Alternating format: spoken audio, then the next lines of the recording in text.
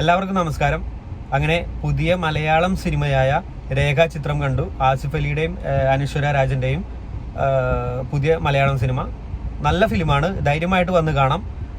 ഇതൊരു ഇൻവെസ്റ്റിഗേഷൻ ഫിലിമാണ്, പിന്നെ അതുപോലെ തന്നെ ത്രില്ലറാണ്. നമുക്ക് ധൈര്യമായിട്ട് വന്ന് ഫിലിം കാണാം. ഒരു കാരണവശാലും ബോറടിക്കില്ല. നല്ലൊരു ഫിലിം തന്നെയാണ്.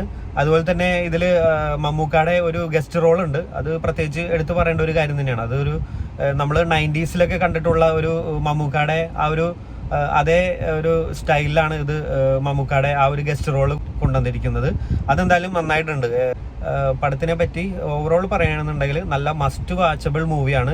ഒരു കാരണവശാലും നിങ്ങൾക്ക് ബോറടിക്കില്ല. ഈ മൂവി ഒരു ത്രില്ലർ മൂവിയാണ്, ഇൻവെസ്റ്റിഗേഷൻ മൂവിയാണ്. നമ്മൾ ഇതുവരെ കണ്ടിട്ടുള്ളതിൽ വെച്ചൊരു ഡിഫറൻ്റ് ആയിട്ടുള്ള ഒരു ഫിലിം തന്നെയാണ് ഇത് രേഖാചിത്രം.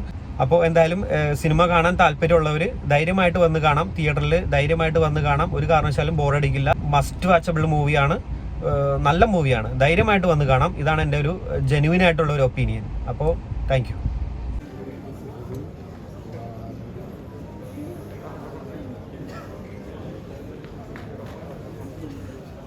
ആസിഫ് അലി ആയിട്ടുള്ള പടം കണ്ടോ?